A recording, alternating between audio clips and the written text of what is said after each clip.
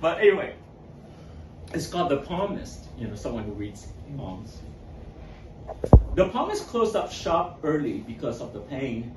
He felt as if he was being roasted slowly inside out. By noon, he could no longer focus on his customers' palms. Their life and love lines had all failed to point to any significant future, but blurred and streaked instead into rivers and streams of his memories. Outside, the weather had turned. Dark clouds hung low, and the wind was heavy with moisture. He reached the bus stop's tiny shelter when it began to pour.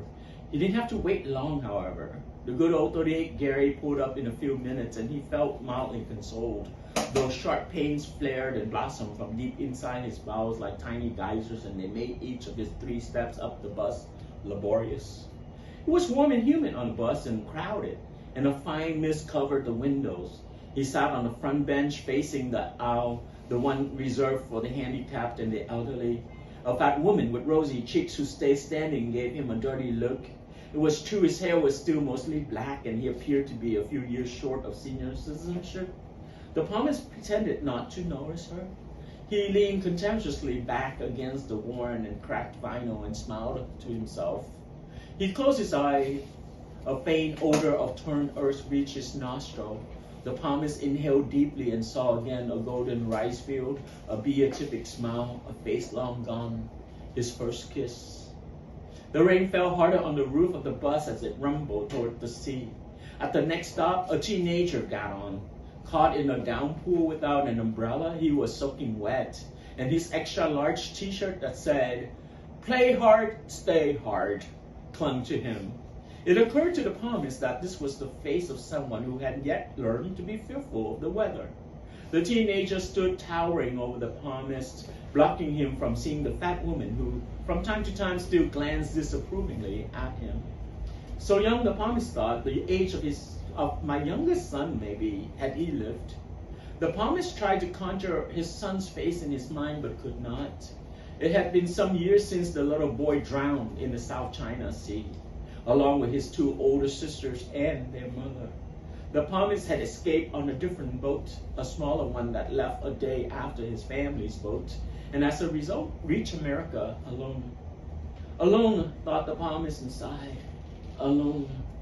It was then that his gaze fell on the teenager's hand. He saw something there. He leaned forward and did something he never did before on the 38 Gary. He spoke up rather loudly, excitedly. "You," he said in his heavy accent, "I see wonderful life." The teenager looked down at the old man and arched his eyebrows. "I'm a palmist," said the palmist. "Maybe you give me your hand?" The teenager did nothing. No one had ever asked to see his hand on this bus before. The fat woman snickered. Oh, she's seen it all on the 38 Gary. She wasn't surprised. "This is my last reading. No money. Free gift for you." The palmist pressed on. "Give me your hand?" "I don't know," the teenager said, scratching his chin. He was nervous. He felt as if he was caught inside a moving glass house, and that, with the passengers looking on, he had somehow turned into one of its most conspicuous plants. What don't you know?" asked the palmist. "Maybe I know, maybe I answer." "Dude," the teenager said, "I don't know if I believe in all that hocus pocus stuff." And though he didn't say it, he didn't know whether he wanted to be touched by the old man who had wrinkled, bony hands and a nauseating tobacco breath.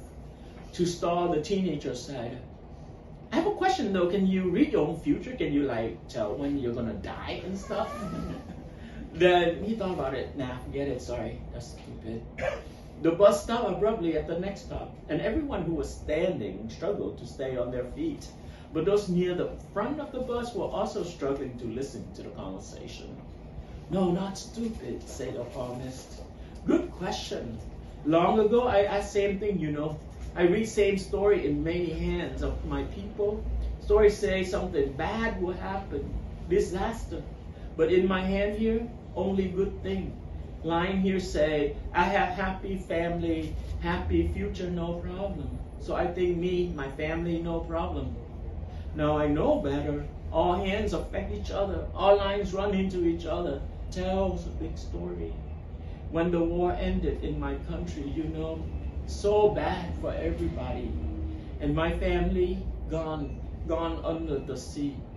You know, reading palm not like reading map. You feel and see here in heart also, in stomach also, not just your head. How you say tuition? Intuition, the teenager corrected him. Yeah, nodded the palmist. Intuition.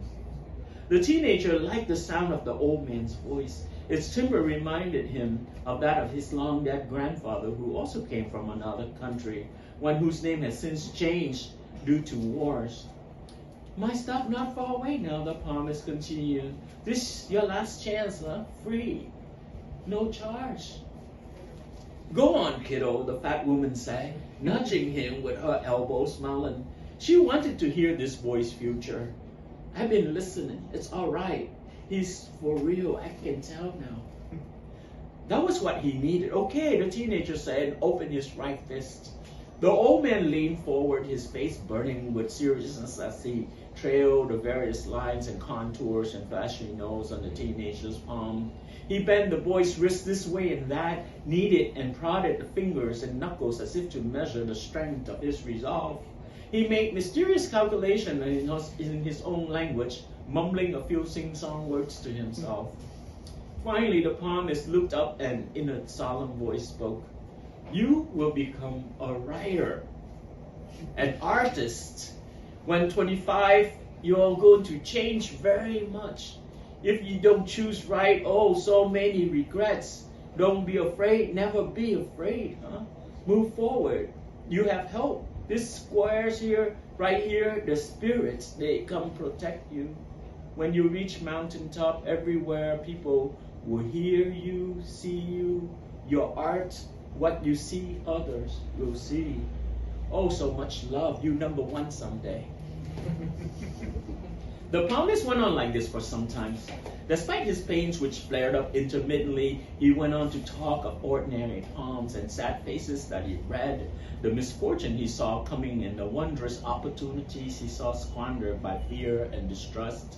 Divorces, marriages, and death in family he read too many. Broken romance, betrayals, and adultery, too pedestrian to remember. Twice, however, he held hands that had committed unspeakable evil, and he was sick for a week each time, and once he held a hand of a reincarnated saint. How many palms had he read since he came to America? Oh, so many, he answered his own question, laughing. Too many. Thousands. Who cares now? Not me.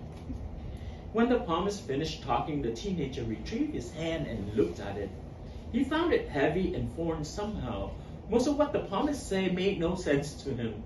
Sure, he loved reading a good book now and then, because reading was like being inside a cartoon, but for that same reason, he loved cartoons even more. And even if he got good grades, he hated his stupid English classes. Though it's true, he did write poetry, but only to himself. But he also played the piano. Maybe a singer then, maybe a graphic artist, maybe a movie star. He didn't know. Everything was still possible. Besides, turning 25 was so far away, almost a decade away. Before she got off the bus, the fat lady touched the teenager lightly on the shoulder. Lots of luck, kiddo, she said, and wiped a tear from the corner of her eye.